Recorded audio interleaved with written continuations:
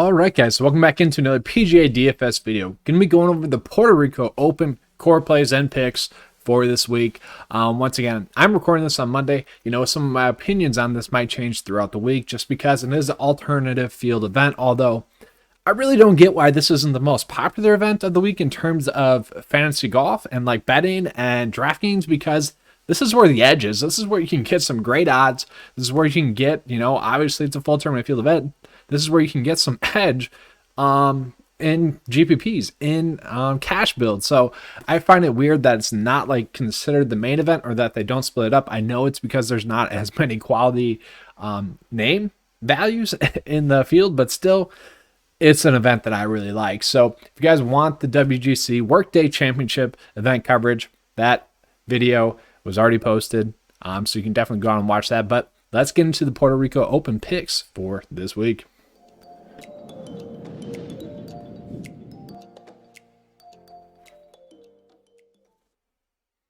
All right, so I do want to just mention, for those people that are 9 to 5 members for 9 to 5 Sports, I have added another page onto the website, alternative event cheat sheet. It's going to be live for this week. It's already up live, so we're just going to get into that right now. This is probably something that I'll just hide for future references until needed once again. So, you know, we have it pulled up. So we'll get into the cheat sheet right now.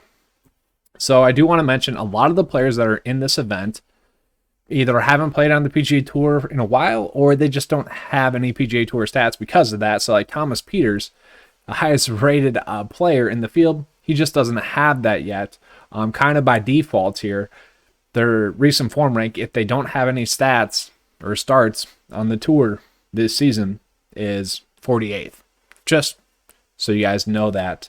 But we'll kind of just go over it. So stat rank, I kind of actually kept it the same stat-wise as what I did for, and look at this, there's a ton of players that don't qualify for stats this tournament. That's just kind of the nature of the beast this week. But there's a lot of players that didn't qualify for the stat rank this week, but I did, for the most part, keep the stats the same this week for both events. They both play kind of longer. They're both courses where you want to be gaining opportunities, and just overall you're playing well with your golf game. And if your overall golf game is playing well, you're going to do well. It's kind of as simple as that. It seems kind of redundant there, but it is. And just top 10 there. Justin Suh, no surprise there. Emiliano Grillo, no surprise there. Cameron Piercy popping top 4. Sam Ryder top 7. That's a little bit shocking to me. Christopher Ventura top 10. So is Ricky Barnes as well. That kind of tells you the strength of the field here. For course history, what I was looking at, so the last 2 years here at the Puerto Rico Open, but I also factored in the most recent Mayakoba and Corrales Championship results as well. So where we get that is we got Lucas Glover there. Let's see what he played. So just the fit that the Mayakoba, Sean Stefani, a 14th and a 6th place finish in the last 2 years here. Emiliano Grillo, easily the best player in the field, I would say. 3rd here last year. Then 8th at the Mayakoba, 21st at the Corrales. No surprise there. Roberto Castro, this dude always plays well at events like this. He had a 14th last year at this event and a 25th in 2019. Vincent Whaley, okay. 9th here last year, 23rd and 28th.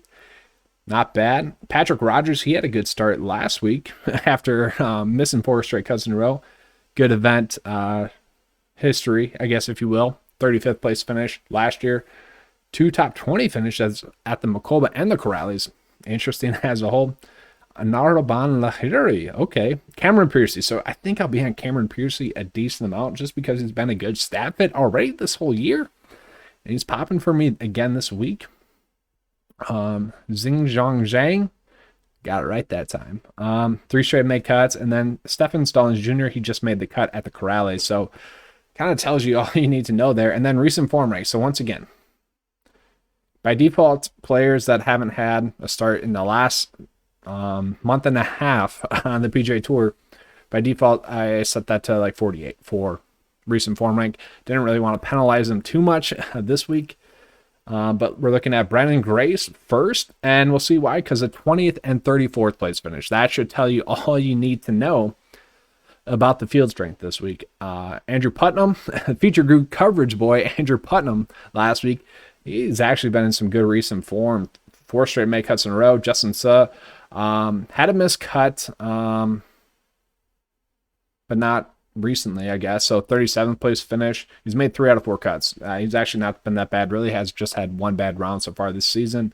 Josh Teeter, Bronson Burgoon. You guys can tell just based off of what we're seeing here that none of these golfers really are truly like good recent form ranks. So that really kind of shows you guys what we're in for this week. But let's get into the topics. We'll do it kind of how we always do it. We'll sort it by the high tier. And, for the longest time this year, I've been saying, the top dog in 2021, the top dog is just, we have no reason to fade them. We're finally, which is actually kind of the norm, is that, Thomas Peters, I could find a reason to fade him. Coming overseas, not exactly like a play that you want to be on, although I do think he is like the best in the field. Matt Wallace, I'm not really feeling. I do really like Emiliano Grillo. He kind of just seems like the safest play. Now, recent form-wise, could be a little bit better. Miscut at the Genesis. Top 20 finish at the Waste Management Phoenix Open. Miscut at the Farmers. And, overall, he's just a cut maker. So, played really well comp course history and course history here. Second best stat in the field. And really, guys, his only bad stat that we're looking at this week is total putting, 107th in that. Everything else is pretty solid. Everything else is top 58 or better. Heck, he's 6th in ball striking and 4th in opportunities gained. If he's gaining opportunities like that again this week, he's just going to go off and have a great week. So I have no problem paying up for him this week. Andrew Putnam, I hate the price point for him, but he has been in some good recent form. Overall, his game is really contingent on his total putting and his putting skills. So if he continues to putt well, he'll play well. But look at this. 1, 2, 3, 4, 5 of the key stats this week rank over 100th. And he ranks out 13th in the field. Kind of tells you all you need to know as a whole there. But I don't mind him as a play. Obviously, he's been in decent recent form. I'm okay with it. Patrick Rogers as well. 3 straight made cuts comp course history-wise. He's not a guy that's going to rank out well, but he is a guy that, driving distance, he can putt pretty well, especially at an event like this. It does feel a lot to pay off for him. Definitely a risky play. That's a high risk, high reward type of play there. Then going a little bit lower. So Justin Suh here, guys, just so you know, had Big Red Thoughts. I think that's his name on Twitter. Point this out to me. He sent it to me right when the odds came up. Justin Suh is 55-1, and he is the best stat rank in the field and probably the best golfer currently in the field. I know it's a small sample size, only 4 to 5 starts that we're looking at. He missed the cut here last year as well, but a 14th at the Corrales. I don't know if I can really give a positive reason to fade him, especially at this price point. Strokes gain differential 19th, 41st in ball striking, 73rd in total driving, which is his lowest stat. Opportunities gained 28th, strokes gained tee to green 36th, strokes gained approach 2nd. Remember, guys, once again, this was the guy who is supposed to be the next big deal, along with that Colin Morikawa, Matthew Wolff class. He was just as good of a player as all those guys. It just took him a little bit longer, and now he's there. Like Victor Hovland won this event last year, same class. I wouldn't be surprised if Justin Suh goes out and wins this week. So for me, it's going to be him. It's also going to be Emiliano Grillo, really, in this price point range that I'm going after. Now we start to just take a deep breath. Yeah, it's going to get ugly. All right, so the mid-tier. So Sam Ryder, kind of popping actually for this tournament. He's made 3 out of his last 4 cuts on tour. Pebble Beach did play a lot harder, but before that, decent recent form. He's made 2 out of 3 cuts comp course history-wise. Relatively good stat fit, top 7 in the field once again. Nothing really great, but in terms of the field, he ranks out as a top 7 stat fit. So Sam Ryder at this price point, I think we can find lots of reasons to play him. Then Roger Sloan, who actually casually been popping as a great value play, really don't want to say this whole year, but kind of this whole year.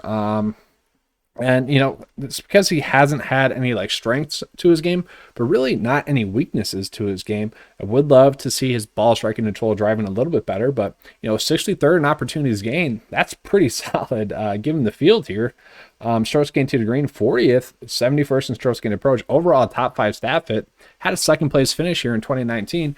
I would say he's playing some of the better golf of his career, at least recently. So I could see him being a solid play this week. Vaughn Taylor, you'd expect him to play well.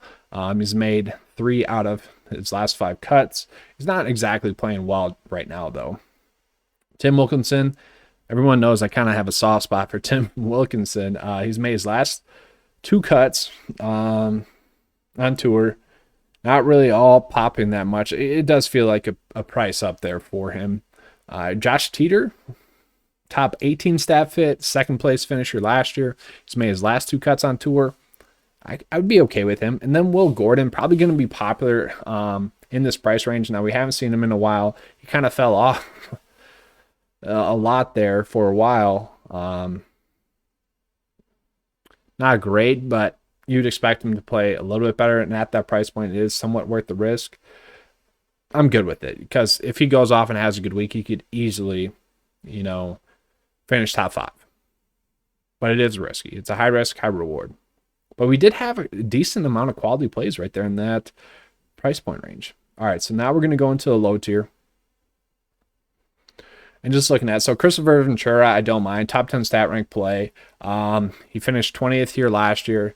Miscut 2019, miscut at the Macoba, and May cut at the Corrales, 52nd place finish. Hasn't been playing well at all. But if he was ever going to get together, this would be a good course for him. Joseph Brenlet, he's a guy that can bomb it a ton. And, this is a longer track, so he could have an advantage there. He's been ball striking the ball decently well as well. Top 20 stat rank overall. He's made his last 2 cuts on tour with a top 20 finish. He's a guy where I do see a little bit of upside with him as a play. Don't mind him as a whole there. Brennan Hagee, probably going to make the cut. But Cameron Piercy, this one really stuck out to me. And honestly, guys, I really thought he would be a 9K play. So he's made his last 2 cuts on tour. But where I really like him is that he pretty much is a strong stat fit as a whole. I mean, 43rd in strokes gained differential, 76th in ball striking, not that great, but 3rd in opportunities gained. Okay, 77th in strokes gained tee to green, and 37th in strokes gained approach. If his game is even close to that this week, he should easily be able to dominate this price point range. So for me, he's going to be a core play this week. Just tough to avoid it. 44th place finisher last year, 8th place at the Corrales. Overall, he ranks out as the second best play on the board. And, I actually agree with those stats right there. I really think he is. This was definitely a mispriced play here on DraftKings parts. And I really don't get why they did that. And then Kramer Hickok, fine with him as a play as a whole as well. He sucks at putting. Let's just put it that way. Ball striking, total driving's there. Opportunities gained, kind of there. Relatively decent, event history, if you will. I'm fine with him as a play. He does have top 20 upside this week, and at that price point, I could easily see it. Xingzong Shang, he'd be fine play. I'd be okay with that play. Let's scroll up here a little bit, though. Vincent Whaley, he's been kind of a cut maker this whole year. I'd be fine with him. But Adam Schenk, I do expect him to kind of get his game back. He's really fallen off recently. But he's a guy that really does dominate courses like this. Did miss a cut to Macoba. But really, other than that, this guy has absolutely phenomenal starts at courses like this. Top 15 stat rank, top 13 in the model. I expect him to have a good week this week. Finally find that form. He has missed 3 straight cuts in a row, which does kind of, you kind of got to swallow that. But I think it'll be a fine play. Chase Seifert. He's okay. This is kind of the theme here, is that like it's fine if you want to go that route. I'm okay with it. But Bryce Garnett really was another standout play to me as well. He's a guy that does typically play well at courses like this. 3 straight made cuts, as you guys can see. Top 11 stat fit. Relatively decent. 51st in opportunities gained, which isn't bad. And if he's making those putts, 23rd in total putting, I think he's going to have a fine week. So for me, he does make a lot of sense. I'll probably end up on him a decent amount. Wish he was in a little bit better recent form. Wish he had like 2 out of 4 made cuts instead of just 1 with the top 32 finish. But it's there for him at least a little bit. And then Rob Oppenheim, a guy that, kind of has been catching my eye this year as a value play. Top Top 12 stat rank play, 26 in strokes gained approach, 56 in opportunities gained, which once again, I'd be okay with that this week. 9th year last year, miscut the Macoba, 33rd place finish at the Corrales. 2 out of 3 made cuts in a row. He's a guy that's really popping for me, and I kind of agree with him as a play at that price point. And then just touching on a couple of other plays right here. So DJ Tredahan, he's been close to having some good events. He's just been blowing up a little bit too much. He's a guy that typically does play well at events like this as well. So I'd take a little bit of, I guess, ownership leverage on him. I'd be fine with. Roberto Castro always plays well at events like this as well. I'm fine with him as a play. David Hearn most likely is going to make the cut here. Nothing too much with him.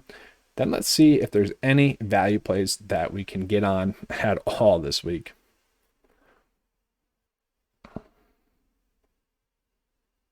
Probably not. I haven't even looked at the value range, to be honest with you guys. So just because it's typically not that good. So Zach Zucker, everybody's favorite golfer in PGA DFS. Don't fade me, bro. Maybe we shouldn't this week. 6.9 for him. That's kind of intriguing. 27th place finisher last year. Finally made the cut at Pebble Beach. Doesn't rank out well stat-fit wise because he played like ass besides that. But, not a horrible price point for him. Ryan Brem. He's kind of been catching my eye a little bit. 3 straight made cuts comp course history wise. Top 36 stat fit. I kind of expect him to make the cut. Rafael Campos. I believe he's a Puerto Rico native, and he always does play well at events like this, although really not playing well recently, so I don't expect that much from him. Johnson Wagner, he was playing well at the start of the season. You guys remember that? At the start of the 2021 season? Hasn't done much since. He probably makes the cut, but nothing much from that there. Steven Stallings Jr. will probably be a little bit popular because he had a 33rd place finish at the Corrales Championship, which all in all, comp course, we can't draw on any data from that because that's his only start on tour. But honestly, at 6.6, I think it'll be worth the risk as a play there.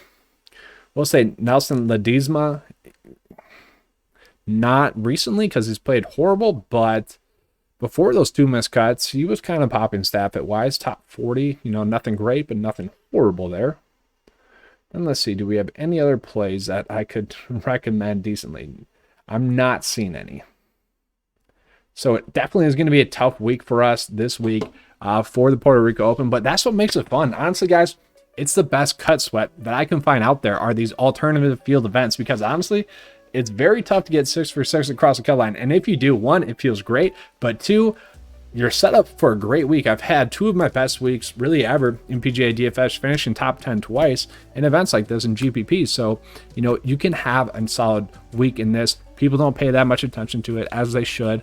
And then just betting outrights as well. Like I said, Justin Sutt 55-1. That's a huge opportunity for you guys to hit on a guy outright. And there's not going to be that many bets on it, which why wouldn't this take your kind of full focus? It's where the edge is. So definitely excited for this one. If you guys like this video, please give me a like and subscribe. I do appreciate that. And as always, guys, let's keep cashing. All right, I'm out.